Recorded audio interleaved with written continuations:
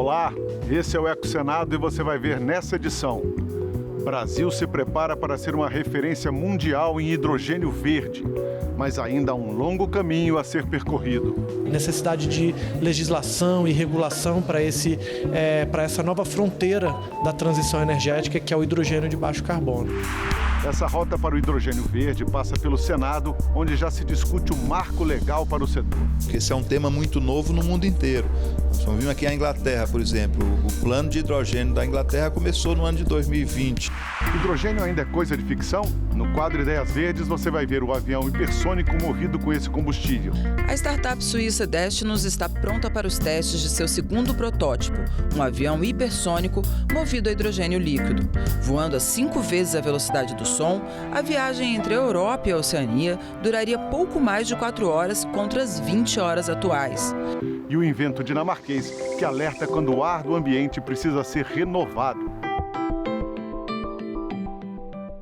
Você ainda tem dúvidas sobre o Acordo de Paris, o Protocolo de Quioto, as metas climáticas do Brasil e do mundo? Tire suas dúvidas aqui, no Eco Senado.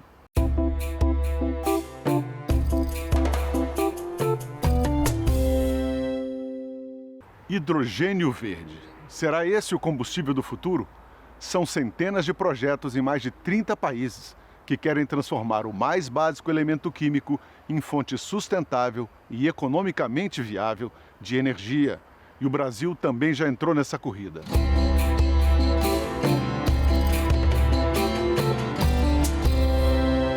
H. Hidrogênio. É o primeiro elemento na famosa tabela periódica que todos precisamos estudar, em geral no ensino médio.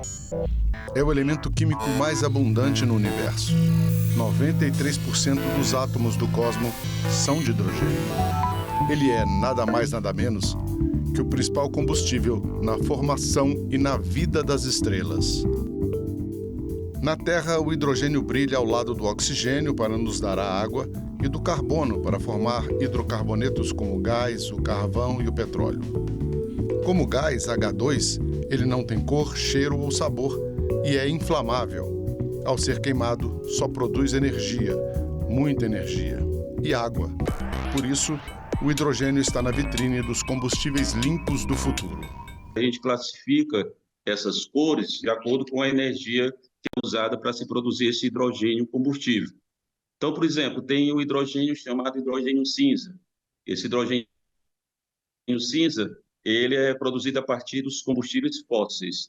Agora, quando essa produção vem de um gás chamado gás natural, que é capturado o gás carbono, né? Então, nós temos aí o que se chama de hidrogênio azul. Aí você perguntou sobre o hidrogênio verde. O hidrogênio verde é aquele feito a partir de um processo chamado eletrólise, né? Ou seja, é feito uma eletrólise, onde você tem uma energia inicial para realizar esse processo, que tem que vir de fontes renováveis, para que tenha característica que seja um hidrogênio realmente chamado hidrogênio verde. Então, a característica dele ser hidrogênio verde é simplesmente pelo fato de não haver emissão de carbono. Países como Estados Unidos, Alemanha, Coreia do Sul, Japão, China, França e Reino Unido estão apostando no hidrogênio verde.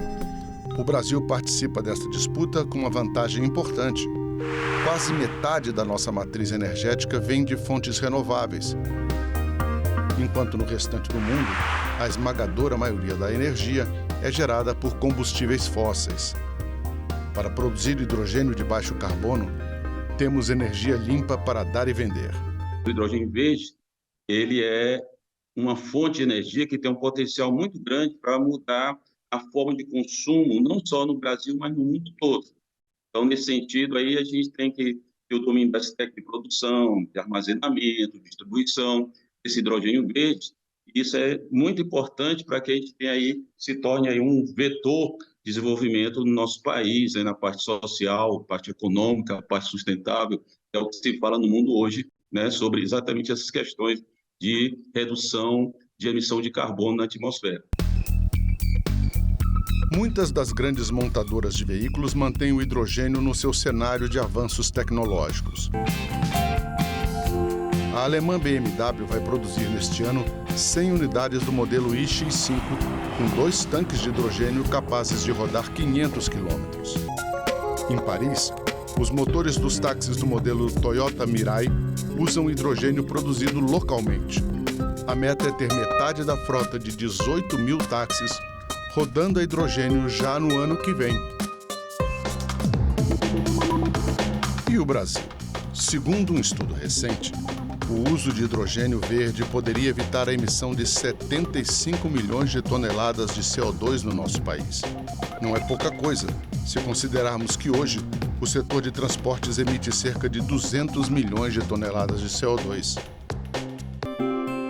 Mas, para que isso seja alcançado, o país precisa realizar os investimentos necessários na implantação dessa nova tecnologia.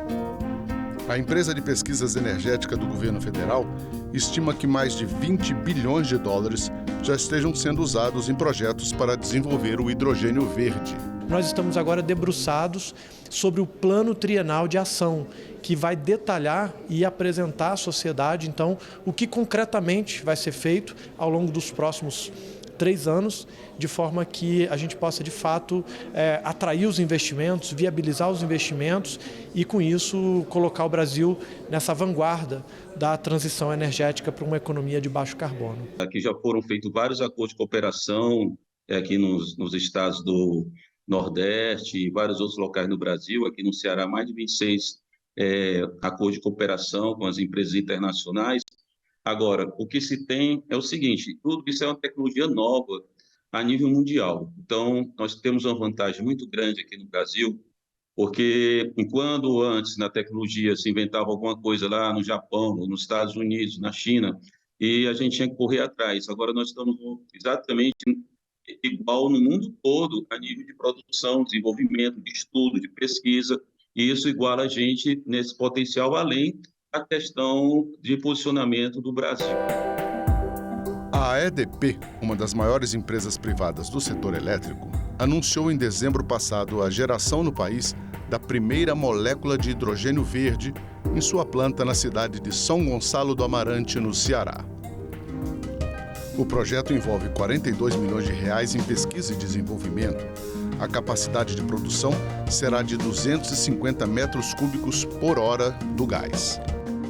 Graças aos 34 milhões de euros investidos pelo governo da Alemanha, a Universidade Federal de Itajubá, em Minas Gerais, deve inaugurar em setembro seu centro de produção de hidrogênio verde, com 3 mil metros quadrados de área. Além de formar e treinar profissionais para o setor, o centro vai focar as atividades nas parcerias com o setor produtivo. O laboratório CH2V vai se debruçar sobre o uso final do hidrogênio, ajudando as empresas brasileiras nesse processo de transição energética, procurando reduzir a pegada de carbono de seus produtos. Podemos ter diversos usos finais, tais como em motores de combustão interna, turbinas a gás funcionando com hidrogênio, células combustível, armazenamento, produção de amônia, produção de fertilizantes, produção de aço verde. No Senado Federal, o hidrogênio verde é tema de uma comissão especial que pretende, ao final de 2 anos, elaborar uma legislação específica para o setor. Nossa principal missão aqui é ter uma legislação que dê segurança aos investidores e que dê tranquilidade a quem se dispuser a adotar o hidrogênio como combustível ou, principalmente, se dispor a produzir hidrogênio verde, sintonizar planejamento de governo com segurança institucional, legal, marcos regulatórios, quem vai fiscalizar, quem vai acompanhar, quem vai licenciar, tudo isso precisa estar muito bem. Que tipo de incentivo será concedido para que haja o investimento? O investimento quem vai fazer não é governo, quem vai fazer o investimento, a expectativa que se tem disso é que a iniciativa privada brasileira e investimento externo façam aqui os aportes para que a gente possa desenvolver esse extraordinário potencial que é a geração de hidrogênio verde. O trabalho da comissão vai ser baseado em debates públicos, que já começaram reunindo representantes do governo e de outros países em uma audiência para discutir a descarbonização das economias globais. O hidrogênio verde a gente entende que é um hidrogênio que venha de fontes renováveis, né? Pode ser biomassa, pode ser solar, eólica. O hidrogênio que vem de fontes não renováveis, fontes fósseis, como o gás natural, ele também ajuda a descarbonização, mas ele não é um hidrogênio verde. Esse é um debate, talvez, que precisa ser melhorado no governo, na discussão interna que a gente vai fazer, para a gente dar um sinal melhor para os nossos investidores, até porque pode ser que existam investidores buscando hidrogênio verde, outros buscando apenas hidrogênio. Então, você ter essa qualificação, essa taxonomia é muito importante. Mas, de qualquer forma, como eu falei, o hidrogênio ele ajuda muito nessa descarbonização da economia. Eu acho que para 2035, 2040, próprio 2030, que são as NDCs que nós vamos ter mais para médio prazo, a discussão de consumo energético vai ser muito importante, né? O setor de energia ele vai ganhar, consumo energético, vai ganhar uma participação relativa grande nas emissões brasileiras, mais do que ele possui hoje. Ele não é uma bala de prata, ele não é uma solução panaceia. Ele, na verdade, é um dos instrumentos que nós temos o potencial de desenvolver para entregar desenvolvimento econômico com descarbonização e inclusão. Então, mas eu quero chamar a atenção que lá no Ministério de Minas e Energia, nós estamos com uma abordagem mais holística, mais integrada da transição energética. Estamos trabalhando com o ministro na Política Nacional de Transição Energética, justamente para que a gente possa fazer, de fato, colocar de forma alinhada e consistente todo esse conjunto de potencialidades. Também participaram da primeira reunião da comissão representantes do Reino Unido, do Chile e da China, países que já estão adiantados em relação às políticas públicas para a promoção de hidrogênio verde. Apesar de atualmente haver virtualmente nenhuma produção, o uso de hidrogênio no Reino Unido, prevemos atingir uma capacidade de produção de 10 gigawatts até 2030 e uma participação dessa fonte entre 20% e 35% do consumo energético total até 2050. Então, são metas bem ambiciosas, mas, além da descarbonização, prevemos que as oportunidades econômicas gerarão cerca de 12 mil empregos no Reino Unido e 11 bilhões de libras em investimento. A atual Estratégia Nacional de Hidrogênio Verde teve como objetivo posicionar a visão do país em torno ao desenvolvimento desta indústria. O Chile tem grandes vantagens comparativas para esta indústria e nós estamos muito preocupados em promocionar e desenvolver esta indústria no país. Chile já se está preparando para esta nova indústria. Atualmente estamos generando regulação em setores chaves para a indústria, como segurança, qualidade, certificação. E também estamos preparando a avaliação ambiental dos projetos. Para o senador Cid Gomes, ouvir representantes estrangeiros vai ser fundamental para o Brasil ter uma legislação que converse com as políticas dos países interessados em comprar o hidrogênio verde produzido no Brasil. Já se a gente pretende exportar, eu só posso exportar algo que o outro país vai receber. Então, o processo de fabricação, a certificação, tudo isso tem que estar sintonizado. E não adianta eu produzir algo que depois o outro lugar não vai receber. Então, para isso é fundamental. É uma das essencialidades de ter uma regulamentação muito bem feita. A segunda é para dar segurança aos investidores e para dar planejamento ao governo. A legislação que tem é referente aos combustíveis tradicionais e emissão de carbono, né? Um dos passos essenciais para o desenvolvimento dessa área aqui no Brasil é a criação de um ambiente que seja favorável para essa área.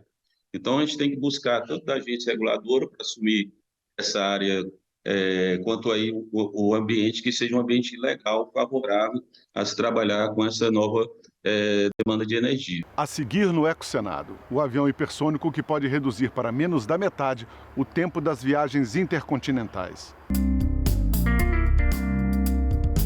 A A startup suíça Destinus está pronta para os testes de seu segundo protótipo, um avião hipersônico movido a hidrogênio líquido.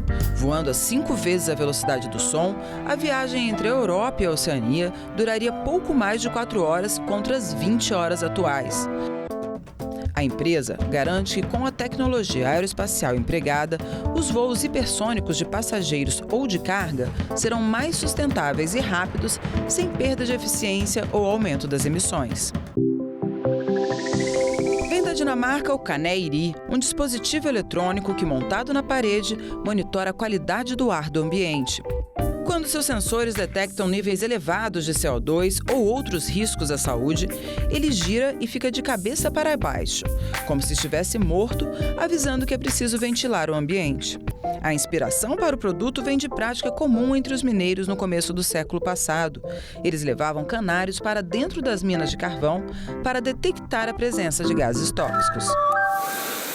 A poluição sonora ocorre quando o som altera a condição normal de audição em um determinado ambiente, trazendo o excesso de ruídos e podendo causar danos à saúde das pessoas e dos animais. Muito presente nos grandes centros urbanos, é considerada uma questão de saúde pública mundial. A poluição sonora causa vários danos ao corpo e à qualidade de vida das pessoas. A partir de 55 decibéis, já pode causar efeitos sérios sobre as pessoas como estresse, depressão, insônia, irritação, dor de cabeça e até, nos casos mais extremos, perda de audição temporária ou permanente. Barulho em excesso desequilibra também o ecossistema, afasta os animais em geral, prejudica a reprodução, afasta e até mata aves.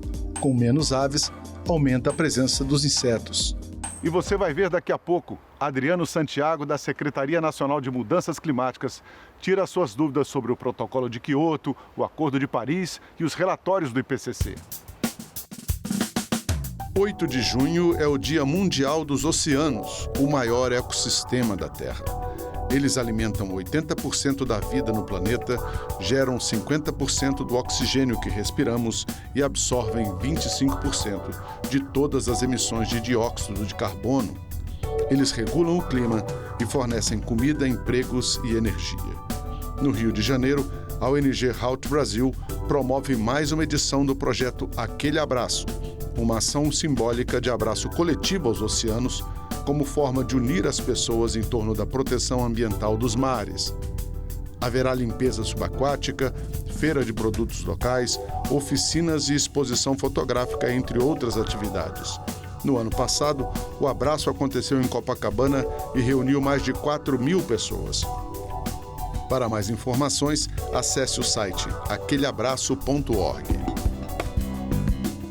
A Comissão de Meio Ambiente do Senado analisa o projeto de lei 344 de 2023 do senador Jorge Cajuru, que aumenta bastante as penas para os crimes ambientais de poluição e garimpo ilegal quando praticados em terras indígenas. Na lei ambiental, sancionada em 1998, a pena de poluição pode render prisão de 1 a 5 anos. No projeto, Cajuru quer ampliar esse tempo de detenção para de 8 a 12 anos, mais multa. Quanto ao garimpo ilegal, a pena de 6 meses a 1 ano da lei também seria aumentada para de 8 a 12 anos, além de multa, nas terras indígenas. O projeto será relatado na CMA pela senadora Elisiane Gama e, caso seja aprovado, ainda precisa passar pela Comissão de Constituição e Justiça em decisão terminativa antes de ser enviado à Câmara dos Deputados.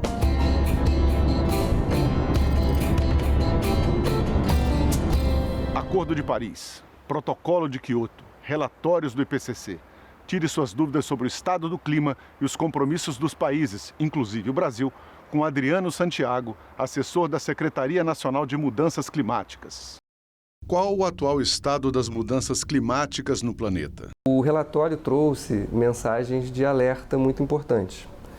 O quadro geral é de que a mudança do clima vem se agravando ao longo do tempo. É preocupante, a janela de oportunidade está se fechando, mas ao mesmo tempo em que o relatório traz essa mensagem de alerta para o mundo, de que é necessário reduzir emissões de gás de efeito estufa e de promover a adaptação aos seus efeitos adversos, ele também traz mensagens positivas de como a gente pode lidar com o problema e fazer com que essa janela de oportunidade não se feche e que possamos trabalhar no sentido de reduzir emissões de gás de efeito estufa e nos adaptarmos aos seus efeitos adversos. Por que o alerta é tão importante? Para entender o quanto isso significa, o quanto é problemático, a gente pode comparar o mundo como um paciente em estado grave, em que esse paciente está com febre e está se percebendo que a febre está aumentando e ele não pode passar um determinado nível de temperatura e o corpo pode entrar em colapso. É isso que o IPCC está dizendo. O planeta Terra está passando por um período difícil. Se nada for feito, o paciente pode ter um agravamento da sua situação. Mas esse paciente chamado planeta Terra tem salvação? Nós temos várias soluções. Mostra-se o que se pode fazer de tecnologia, reduzir emissões de combustíveis fósseis, evitar desmatamento, promover um melhor aproveitamento de resíduos, entre outros. Então, fazendo a comparação com o paciente, a gente poderia dizer que o planeta Terra ainda continua viciado no consumo de combustíveis fósseis. E é o grande problema que o painel aponta. O problema principal da emissão de gás de efeito estufa é o consumo de combustíveis fósseis que continua muito alto. E também tem, agregado a isso, as emissões associadas ao setor de agricultura e florestas. Qual a diferença do trabalho do IPCC com as convenções do clima? O painel científico, o IPCC, faz esse apanhado geral de uma maneira global. Ele avalia o estado da arte da mudança do clima no mundo e indica quais são os problemas e as soluções. A Convenção Quadro e os seus instrumentos é onde estão os compromissos políticos dos países parte, seja da Convenção sobre Mudança do Clima e dos seus instrumentos, o Protocolo de Quioto e o Acordo de Paris. Qual a principal meta do Acordo de Paris? Até o final do século, o mundo vai ter que evitar que o aquecimento global supere 2 graus Celsius em termos de temperatura média da superfície da Terra, em comparação com os períodos pré-industriais, fazendo esforços possíveis para que esse aumento não seja maior do que 1,5 graus.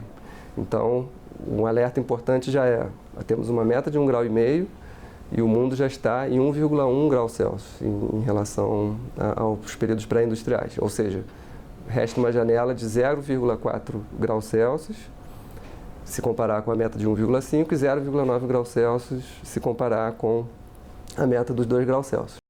Como estamos no cumprimento desses compromissos? Frente ao compromisso dos países desenvolvidos em prover para os países em desenvolvimento 100 bilhões de dólares por ano, que foi o compromisso assumido por esses países aos países em desenvolvimento, esse nível de financiamento está longe de ser alcançado, ele não vem sendo alcançado. E para que os países em desenvolvimento tenham condições de colocar em prática as suas ações de mitigação e adaptação à mudança do clima, é importantíssimo que os países desenvolvidos cumpram com seus compromissos de financiamento. Os países estão se distanciando muito dos seus compromissos assumidos e frente ao que o IPCC está requisitando. Mas por que os países desenvolvidos precisam financiar os mais pobres? Os países desenvolvidos contribuíram muito mais para o problema historicamente e eles têm essa dívida com os países em desenvolvimento. Para nós acelerarmos as nossas ações de mitigação, de adaptação, é preciso sim, é importante contar com esse auxílio dos países desenvolvidos, porque o próprio Acordo de Paris define que esses países devem tomar a liderança. Quais os compromissos do Brasil no Acordo de Paris? O Brasil tem uma meta ambiciosa de redução de emissões de gás de efeito estufa, que é reduzir essas emissões até 2025 em 37%, comparada com os níveis de emissões de 2005, e também uma meta de redução de 50% das suas emissões de gás de efeito estufa até 2030, em comparação com o ano de 2005 também. O Brasil tem condições de cumprir com seus compromissos, aqueles que eu tinha falado anteriormente, por meios próprios, mas o Brasil pode fazer melhor e de maneira mais acelerada se tiver esse auxílio dos países. Vamos conseguir cumprir esses compromissos? O Brasil tem condições até de alcançar o seu compromisso, que foi colocado também no âmbito do Acordo de Paris, de emissões líquidas zero até 2050, Quem sabe até antes disso o Brasil possa fazê-lo, mas existem estudos que indicam que o Brasil poderia até ter uma emissão negativa, a depender das ações de remoção de CO2 da atmosfera, que basicamente é a proteção de florestas, é a proteção dos nossos biomas. Isso não pode atrapalhar nosso crescimento econômico? Existe um temor, às vezes, de alguns setores de assumir esses compromissos de redução de emissões de gás de efeito estufa, o que no mundo atual não faz sentido, pelo contrário. Eu acho que o mundo está de olho no Brasil e gostaria de investir no Brasil, e aí não só por meio dos seus recursos públicos, mas também por meio da iniciativa privada. Se o Brasil for capaz de mostrar que é capaz de reduzir suas emissões de gás de efeito estufa, seja na parte de florestas, seja na parte de energia, na parte de agricultura, na parte de resíduos, isso vira um ciclo virtuoso de captação de recursos, de investimentos. Eu acho que os setores modernos da sociedade já perceberam isso. O EcoSenado acaba aqui. Obrigado pela companhia. Se você quiser rever ou compartilhar este ou qualquer outro programa da TV Senado, acesse o nosso site senado.leg.br/tv. Também estamos no YouTube e nas outras redes sociais. Abração e até a próxima.